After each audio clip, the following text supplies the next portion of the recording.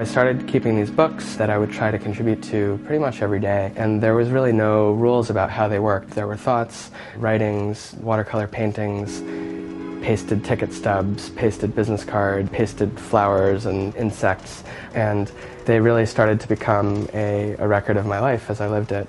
This is a packing list for a trip I took for 2 months in Vietnam and Burma. I documented every single item that was going into my backpack. It was a remarkably small amount of stuff, actually. This is a man I met in a cafe in Saigon in Vietnam. This is another scene from another cafe, I think earlier that same evening. Let me see if I can find it. Yeah, this one here. This was at the Temple of Literature in Hanoi, Vietnam, and I was drawing a portrait of this young guy, and he was also an artist, and he was drawing a portrait of me at the same time, and it became this incredible kind of spectator sport, and about 30 or 40 people gathered around us, shifting from person to person, watching. So I came back from this trip, and I realized that I was seeking something that would allow me to communicate these ideas and these impressions to a much larger number of people. And that's when I started working with the internet. I started working on these ideas with a project called We Feel Fine, which I made about a year ago. And that's a piece that is a global study of human emotion using large-scale blog analysis. So We Feel Fine scans the world's newly posted blog entries every 2 or 3 minutes, looking for the sentence, I feel or I am feeling. And when it finds one of those phrases, it grabs the full sentence up to the period. We also try to find the gender and the age and the geographical location of the person that wrote that sentence.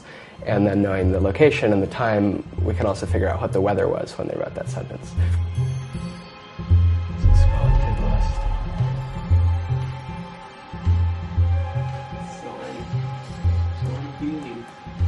I love the little ones dancing. So if you click on one of those, what happens? It loads all the people who feel that way. Happening? Yep. I feel inclined, feel violated. Looking for feelings from people who feel violated. So they're all the same color because they're the same feeling. It's made me want to keep telling stories, really. That's the thing that it leaves me with. But there's so many more ways to tell stories. There's so many more ways to have people connect and have people see their commonalities. Humans have this very long and colorful history of projecting their great stories into the sky. If we could make new constellations today in the sky, what would those look like? What would we draw? Who are the heroes and heroines today? Who are the gods and goddesses? What are the great myths, the great themes? And those were the questions that formed the inspiration for my latest project, Universe, which actually just launched today. Universe is really a system that tries to explore this question of modern mythology. And it does that by presenting an interactive night sky filled with thousands of individual stars, each of which are twinkling and moving slowly across a shifting aurora borealis in the background. Each of these stars actually is not random. It actually corresponds to a specific counterpart in the real physical world, whether that's a story, a quote, an image, a person, a company, a mythic theme. Those are the constellations of Universe. And as you start moving your cursor through the sky, you see that the stars begin to connect to each other and they form constellations. And we're now looking at the universe of 2007, so the last couple of months. And you see the word president, Nicole, secretary, funeral, Iraq. Any constellation can be selected to become the center of the universe. And when that happens, everything else in the universe enters that constellation's orbit.